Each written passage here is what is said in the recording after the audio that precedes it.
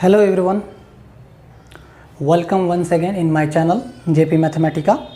मैं आप लोगों से एक रिक्वेस्ट करना चाहूँगा कि आप जो भी हमारे वीडियो को देखते हैं, लाइक करते हैं, सब्सक्राइब करते हैं, कृपया इसको पूरा देखा करें। 1 या 2 मिनट देख के छोड़ मत दिया करें। इससे क्या होता है कि अगर आप पूरे वीडियो को देखते हैं तो इससे यूट्यूब पे हमारा वीडियो रैंकिंग में आ पाता है और उससे फ़ायदा हो पाता है। अगर आप नहीं देखते हैं, 1-2 मिनट देख के छोड़ देंगे तो कोई फ़ायदा नहीं होता है। तो आप लोग से अनुरोध है कि कृपया आप लोग इस वीडियो को या हमारे जो भी वीडियो है लेक्चर से रिलेटेड, इसको पूरा देखा करें। चलिए आइए स्टार्ट करते हैं। हमारा जो आज का टॉपिक है वो है laws of operation of set. Set को किस तरह से हम लोग ऑपरेट करते हैं। 2 सेट अगर लेते हैं तो उसका यूनियन क्या होगा, उसका इंटरसेक्शन क्या होता है। किसी सेट को खुद के साथ यूनियन या इंटरसेक्शन करेंगे तो क्या होगा, किसी सेट का फाई के साथ यूनियन और इंटरसेक्शन करेंगे तो क्या होगा, उस प्रॉपर्टीज़ को हम लोग किस नाम से जानते हैं। ठीक है, तो चलिए यहाँ पहले से ही मैंने बोर्ड पे लिख रखा है ताकि टाइम थोड़ा बच सके। तो laws of operation of set पढ़ना है, जिसमें फर्स्ट है law of union of set.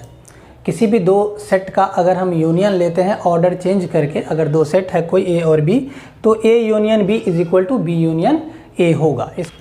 Second है एसोसिएटिव लॉ। एसोसिएटिव लॉ क्या है कि अगर कोई 3 हम लोग सेट लेते हैं, उसको किसी भी ऑर्डर में उसका यूनियन फाइंड करेंगे तो हर एक केस में वो सेम आएगा। जैसे पहले ए यूनियन बी फाइंड कर लेते हैं, उसके बाद सी के साथ फाइंड करें, या फिर पहले बी और सी का यूनियन फाइंड करके तब ए के साथ करें, दोनों केस में सेम आएगा। इसको हम लोग एसोसिएटिव लॉ कहते हैं। अब है कि कोई अगर हम लोग 2 सेट लेते हैं, कोई 2 नहीं, कोई एक सेट लेते हैं, तो उसका खुद के साथ अगर हम लोग यूनियन करें या इंटरसेक्शन करें, वो क्या आएगा, उतना ही आएगा। किसी भी सेट का खुद के साथ यूनियन या इंटरसेक्शन क्या होगा कि वही आ जाएगा। इसको हम लोग आइडेम्पोटेंट लॉ कहते हैं। ठीक है, ये यूनियन में भी होगा और ये इंटरसेक्शन में भी होगा। ये इसलिए होता है क्योंकि आप लोग जानते ही हैं कि कोई भी सेट खुद का प्रॉपर सबसेट होता है।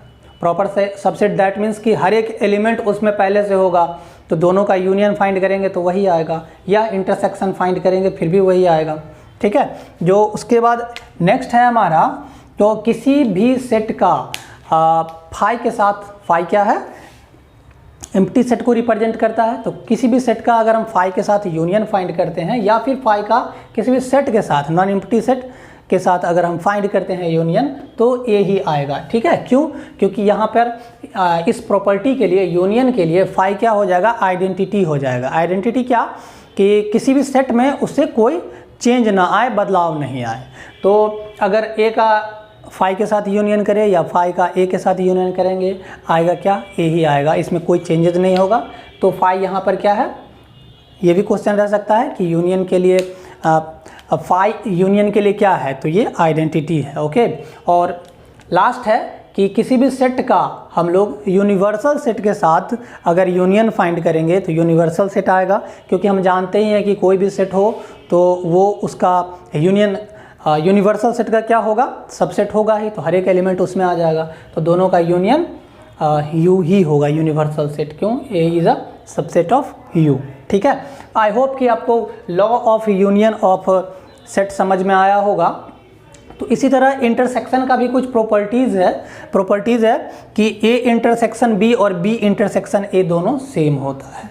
जैसे कि यूनियन में हम लोग देखे हैं सेम, वैसे ही इंटरसेक्शन में भी दोनों का सेम होगा। किसी भी 2 सेट का इंटरचेंज करके अगर हम इंटरसेक्शन फाइंड करते हैं तो उसमें कोई चेंजेस नहीं आता है। अब इसी तरह से 3 सेट का भी लें, अगर A intersection B intersection C है तो ए और बी का पहले इंटरसेक्ट कर लें, इंटरसेक्शन फाइंड कर ले, उसके बाद सी के साथ करें, या फिर बी और सी का फाइंड करके तब ए के साथ फाइंड करें। दोनों केस में दोनों क्या आएगा, सेम आएगा। इसको हम लोग एसोसिएटिव लॉ के नाम से जानते हैं। ठीक है, उसके बाद जैसे यूनियन में बताए थे कि किसी भी सेट का खुद से यूनियन करेंगे तो इटसेल्फ आएगा, वैसे ही इंटरसेक्शन में भी है कि किसी भी सेट का खुद से इंटरसेक्शन करेंगे तो वो उतना ही आएगा, ए ही आएगा। इसको हम लोग आइडेम्पोटेंट लॉ के नाम से जानते हैं। ठीक है, उसके बाद है किसी भी सेट का फाई के साथ इंटरसेक्शन करेंगे तो फाई आएगा। क्योंकि आप लोग जानते ही हैं कि इंटरसेक्शन क्या है, कॉमन होता है एक्चुअली, दोनों सेट में जो कॉमन आएगा।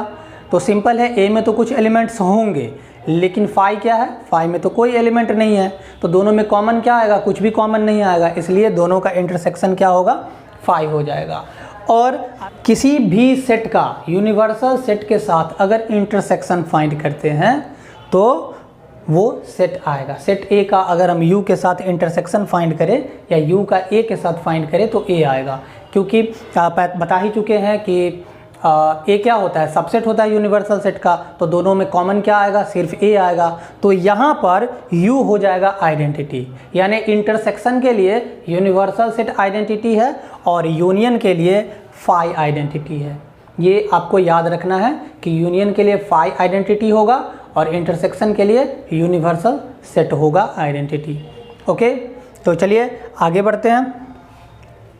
इसके बाद आता है distributive law. Distributive law union और इंटरसेक्शन का मिक्सअप है, यानी दोनों प्रॉपर्टी उस पर अप्लाई होता है। जैसे A union B intersection C है, बी इंटरसेक्शन सी ब्रैकेट में है, उसका यूनियन करना है हमको ए के साथ, तो ये किसके इक्वल आएगा, A union B intersection A union C के इक्वल आएगा। ठीक है, इसको हम लोग डिस्ट्रीब्यूटिव लॉ के नाम से भी जानते हैं, डिस्ट्रीब्यूटिव लॉ ही इसको कहते हैं। उसके बाद है, यहाँ यूनियन था, यहाँ इंटरसेक्शन, इसका उल्टा कर देते हैं कि A intersection B union C अगर है तो वो इक्वल आएगा A intersection B union A intersection C के।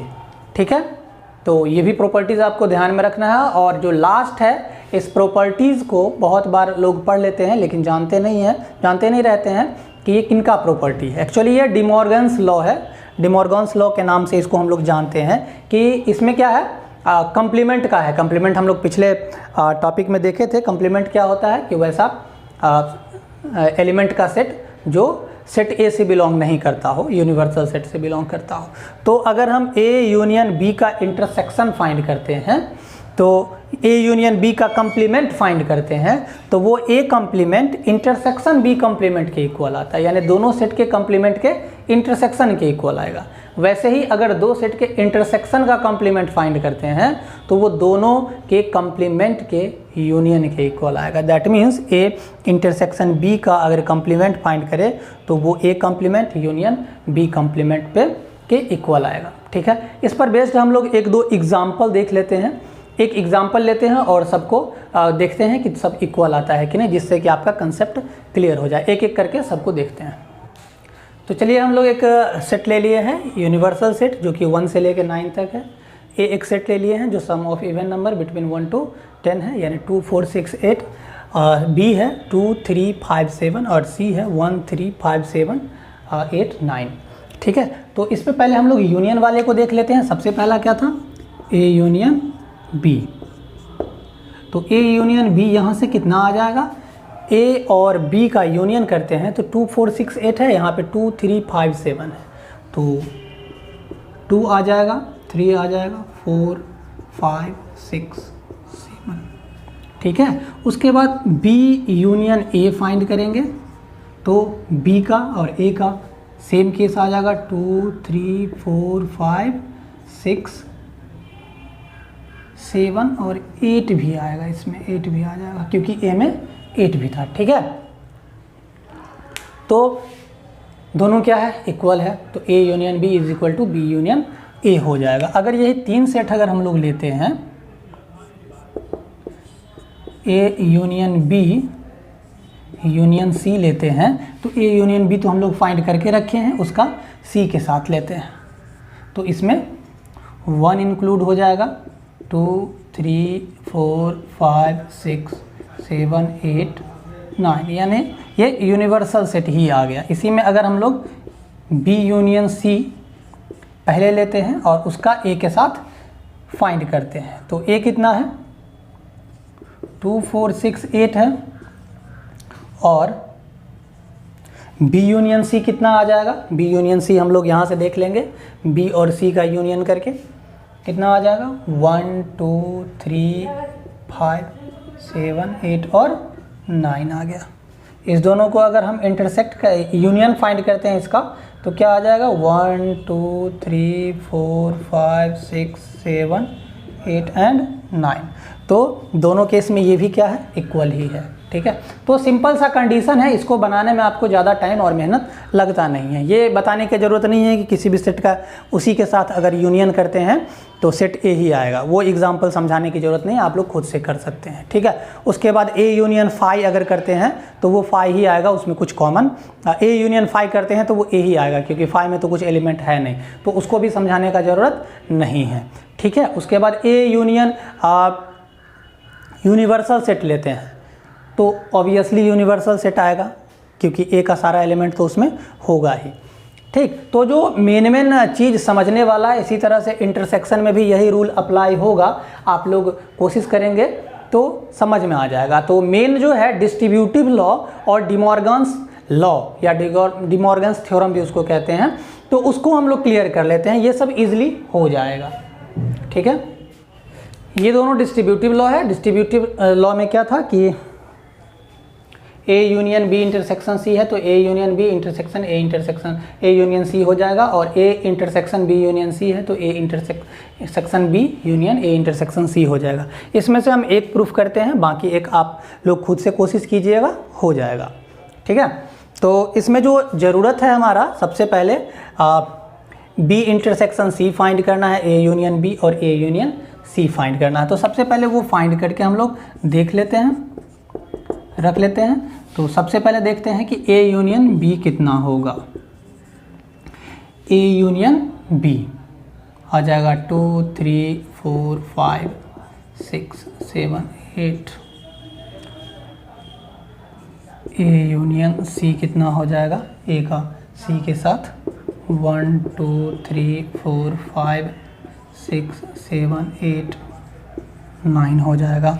और फाइनली इंटरसेक्शन फाइंड करना है बी का सी के साथ। बी और सी का इंटरसेक्शन कितना हो जाएगा, इसमें 1 3 5 7 8 9 है, इसमें 2 3, तो 3 आ जाएगा, 5 आ जाएगा और 7 आ जाएगा। नाउ जो हमारा क्वेश्चन है, A union B intersection C find करते हैं। तो ए है कितना 2 4 6 8, और उसका यूनियन फाइंड करते हैं हम लोग बी इंटरसेक्शन सी से। बी इंटरसेक्शन सी कितना है हमारा 3 5 7। इस दोनों का फाइंड करेंगे तो कितना आ जाएगा 2 3 4 5 6 7 8 आ जाएगा। ठीक है, तो अब इसको फाइंड करते हैं, जो कि दिया हुआ है कितना, ए यूनियन बी हम लोग फाइंड कर ही चुके हैं, उसका इंटरसेक्शन फाइंड करना है ए यूनियन सी के साथ।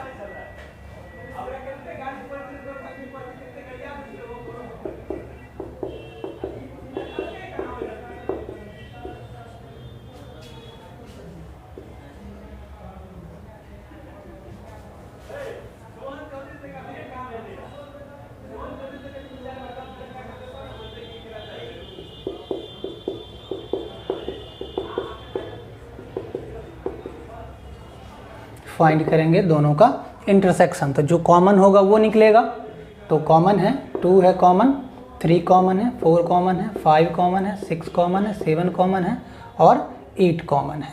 तो फाइनली हम लोग देख रहे हैं कि ये और ये दोनों क्या है, इक्वल है।